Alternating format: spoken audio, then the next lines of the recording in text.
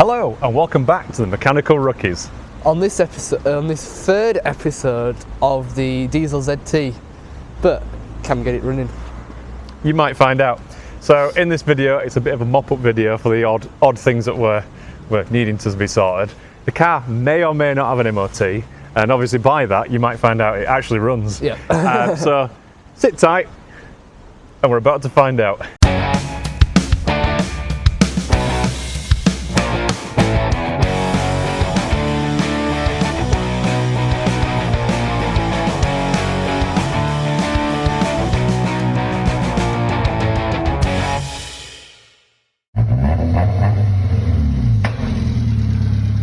So, there you have it.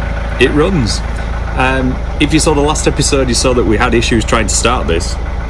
Now, it took a little bit of time to find the issue, but we actually got there in the end, which is good. I'm going to pass you over to Chris, and he can tell you exactly why it didn't run. So the reason why it didn't start is because we had zero high pressure fuel, and that's all down to there's a pressure differential valve between the feed and the return, so if the low pressure fuel exceeds a certain pressure, it leaks back off to the return. But without that valve there, fuel just constantly circulates round back to the tank and nothing goes to the pump. So by clamping that pipe off, which is down here, we've essentially put the valve back in, and we've got full low pressure fuel to the high pressure pump, and as you know, it runs. So what we need to do is find a valve. Right then, today's the day. Hopefully this car's finished. We've got some jobs to do just to finish it off. I'll just switch this camera around and I'll show you what we've got. So there's a missing wiper linkage in here, and someone cut the wiring out of it, which is nice of them. So I've just got to solder that back in, put the wiper linkage in with the arms, and probably clean this out a little bit. Sam's going to charge the battery, and we're going to put the tray back in. There's the thing that Chris was on about down here, the valve. We're going to stick that in that pipe down there and clamp that in so it actually starts. There's a horn to do to take the bumper off and make sure that's fitted properly as well. And then after that, there's a bit of interior work, which will be bolting the seat in, and I think we've just got to drain the gearbox a little bit and make sure it's got enough fluid in it. But that's going to be done via what we call T4, or there's a program called P-Scan, so we'll consult Chris on that one. So yeah, we're going to crack on, and hopefully this is the end video to this car. Sam, what are you going to do now? So we're just going to get the scuttle off, but it's not that difficult. So it's semi-broken is the scuttle panel, but it's up to Tom will have to get a new one at some point. This were one we found off a donor. There we go. Quick release scuttle. And then I'll pass you, the wiper linkage is here. So the actual motor sits on the linkage, which is handy. So we thought this mounted externally, but no, it's all one thing. So do you want to line that up with them bits there? That one. Yeah, I'm guessing it's that and that. We need some bolts, don't we? What do you reckon, M6? Yeah, I think we've got them crown nuts that sit in the arms, so I think were in the car. We're good to go, aren't we? Right, let me find you a bolt for that. Should there be a bolt for this one, Adam? What's that? Good bolt here. Oh, is that not got anything there? No. Right, go for it, Sam. Right, it's got these last two bolts. So We'll nip them up after if you want, mate. Is it going in? That's going in. The last one. We guesstimated that bracket, didn't we, Sam? Oh. Yeah. Beautiful. Right, I'll go get you a socket, mate. Yeah, we'll go get soldering iron next. Bluetooth wiring. So At least we know how much wiring we need now, and we cut way too much out of it. But it's good to be way too much and way too little, isn't it? Aye, perfect. I think that's right, isn't it? I don't think it needs to move anywhere. Yeah. Is it tight, that? Yeah. Doit. Look at that, beautiful. So this bracket that Sam's now tightening into, we found it in the boot when we were disassembling the car, and I was like, I'm sure we're going to need that. and we did need it, so there we go. It wasn't there. Put it somewhere around here, yeah. And I think it was in the boot. They didn't do it that well. They didn't organise it. They just went, right, whack it in. It's alright, because the Hulk took this car apart, so hence why the wiring's all ripped out of it. Yeah. Chewed it. You got it? Yep. Bingo. Right, so the next plan is we've got a bit of wiring here, so we're going to go get some snips. We're going to wire this up here, which is where they've snipped it off, to this new wiring here, but a lot shorter. And we're cooking on gas, aren't we, Sam? Aye. Yeah. There we go. So horn in place. The redneck invention that was put in there afterwards is gone. So that's now plugged in. We're going to get this bumper back on the front. Put the one-way valve in, and I think we're pretty good. Sorry we're not filming much of this. The tripod's gone walkabout. So yeah, we'll get that back on now, and then it's going to be sort of big clean time. Right then, let's clean this interior because it is manky.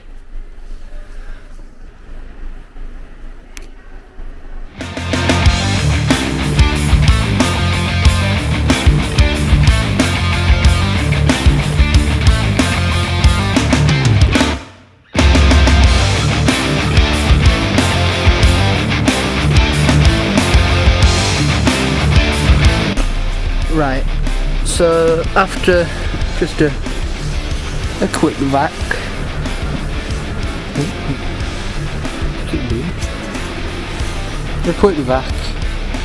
it looks alright. It's come up quite nicely. Got some ingrained dirt a little bit, but nothing we can't sort. Right, okay, so you join me at the point where we've actually got the car running. There's been a lot of activity with the car since, but sadly we haven't had time to film it, and you know what it's like sometimes. So the car's done, which I'm going to show you in a minute, barring a couple of rear calipers, and it wants some fuel pipe which goes to the pump housing. So sadly someone chopped that, and it's some like hard plastic and rubber piping which sadly you can't clamp. So we've got one of them turning up this week, a pair of rear calipers to put on it, and then hopefully it should be good to go. So I'm going to show you the car now. Right, so here it is. It's just had a wash. It wasn't anything spectacular, but just a quick wash. It's come up pretty well actually, which we're kind of surprised. We knew it had been looked after in its life, but yeah, it's come up really nice. So there's a few bits to finish off, which I'll probably go through in a second. But yeah, I think Tom seems to be happy with it, and it's another car saved, which is the best bit about it. So as you can see, I think we mentioned this already in this video, the grille. Someone did a bit of a badge delete on it with a grinder, which was nice of them. But you know, it was going to scrap, so fair play. Yeah, so there's Tom's going to get a front bumper for it, or he's got one that is going to get sprayed at some point. And then on the external we need some mirror caps, which are these here. For now we've got some green ones, which if I can find them I'll stick those on. The interior wise, it's pretty good if it opens. One sec. It's not bad. It needs a radio, as that's missing. It's going to need a headliner at some point, which that's just sagging, but that might just be gluable for the time being. And there's a bit of a trim around the top of the sort of where your knees go. That just finishes off under that dashboard. But yeah, the interior for a 20-year-old car is pretty good. Driver's seat's got a little bit of wear, but the bolster's pretty good, which is quite a rarity on these. And then we'll just put the back seat back together when we're happy with it in a couple of days before it goes. So yeah, it's been an interesting one, this, and we've filmed as much as we can of it. It's never the easiest when you're working on them, but I think we've done it kind of justice. You've seen it being taken apart and repaired, and yeah, so this is just the driver's side. So there you go, and obviously a bit of a clean out before it goes. A few random bolts that we've upgraded along the way, as you do, but no, all in all it's pretty good. Right, okay, so we're nearing the end of this now. The car's back on the ramp. We're going to do some rear calipers, fit that fuel pipe, and hopefully it should be MOTable. So let's just send this up in the air now.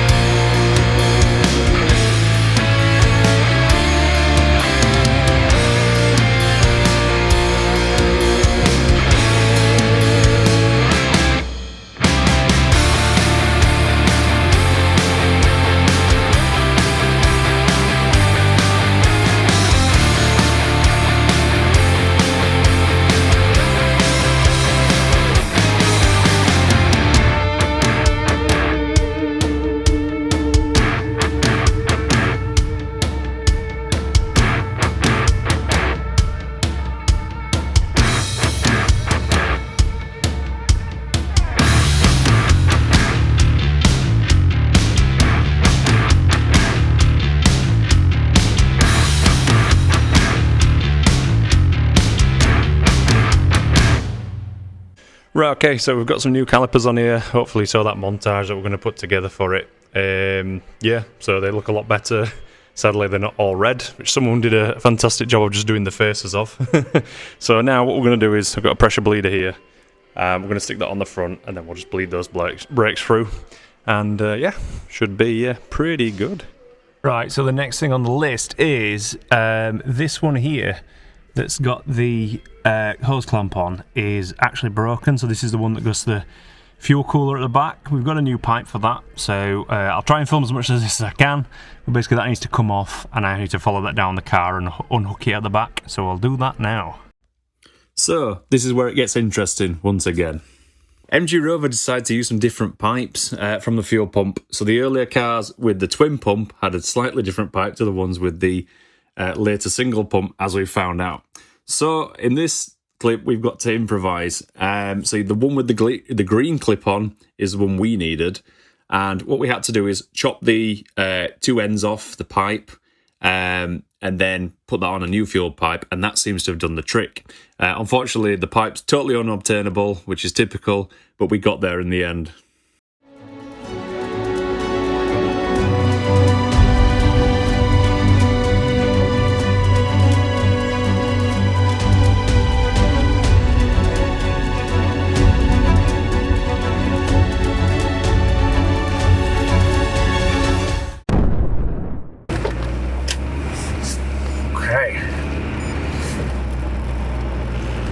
First time on the open road. Very exciting. Okay. So that knocking was into your exhaust, by the way. Yes. We'll give it a waggle in a bit and see what it's doing. You've got to give your exhaust a waggle. Yeah, and now we join the traffic that is Friday at 4:30. Yeah. This is a great time to do it, I think, personally. We get a really good sense of how the car feels. Is that not 10 mile an hour? I mean, that's all that really matters, isn't it?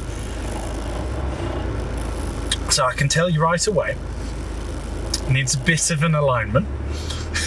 I'm going to be honest, I think they're smaller tyres. It's the 4 premium tyres, but they're all all mismatched, aren't they? All of each premium brand. I've got one Pilot Sport 4. Yeah, we'll get that sorted. But it's comfy. There's that little bit of... If you put it into neutral, it'll just stop. But sorry, I'm going again now. I'll sort that afterwards.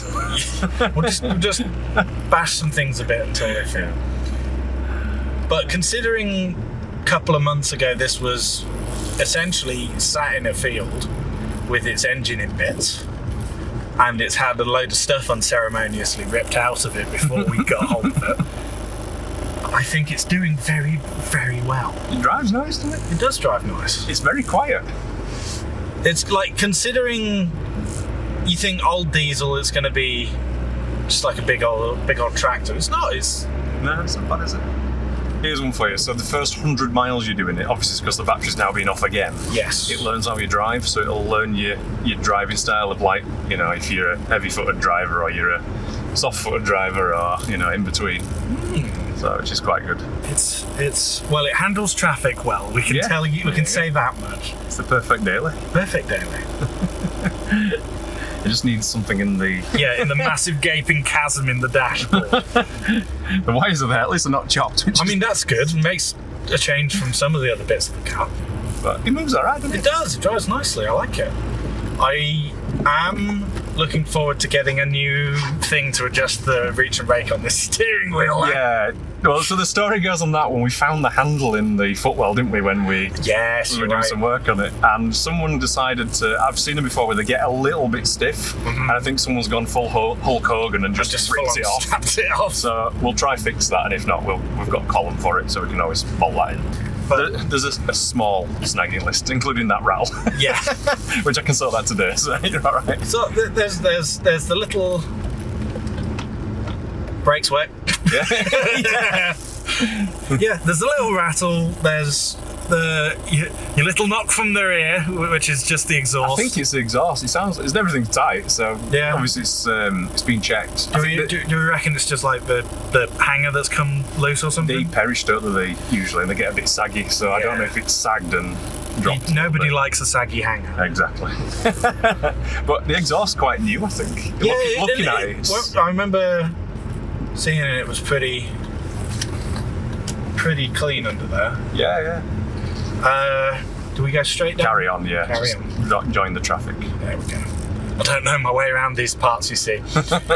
We'll see how this goes on the way home, but like it feels really solid. Like steering's pretty decent. Yeah. Like I remember Sophie was saying to me earlier about how the rack's got a little bit of sort of in it, Yeah, do you know, but- I think over time what I'd probably do with this is, and I've done this on most of mine, is a pair of front arms with bushers, because one of them were advised anyway. Yes. And I put some rack ends on it or some inner rack joints, and it just freshens it up. So my V8 had like 150,000 mile rate surf on it, and it were a little bit wondery.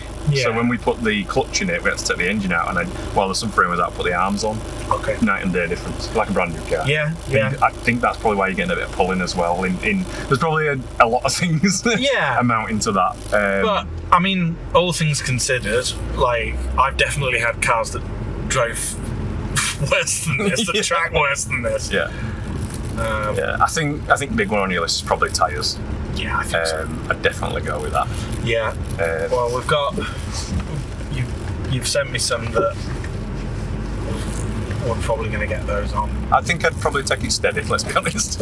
Well, I was gonna, go straight to the Nürburgring after this, Yeah. but I think now you've said that, I might not. Yeah, I think we don't realise that like these cars are quite old now. They don't feel it. I don't think they feel as old as they are. I mean, isn't that just what it's like being over 30, James? Like, Yeah. Sorry, I'm not over 30 yet. I mean, when were you 30? April. There you go, so you're over 30. Yeah. It's still 3-0 though. Don't make me feel old. I'm pulling that. I'm keeping that. There's a bloke around the corner from me who's got a red 75, Oh no. so I might just go park next to him and make him really confused. What, the same colour? It's similar. It's not quite. It's a bit more maroony than this. But Probably. Is it a Mark II? it is a Mark II. Yeah. Probably Sam's pulling on its ZR. It's pretty close to the one on Sam's ZR. Yeah, Yeah. it's probably Firefrost. Yeah, there are a It's- lot of Firefrost Mark II 75s. Firefrost looks a lot fancier on the MGs than it does on the Rovers. Yeah. Certain colours suit certain cars though, don't they? It's like, oh, Like Rovers and beige. yeah. What, the 70s Rovers? Yeah. And the 75s are beige. Most of them are beige.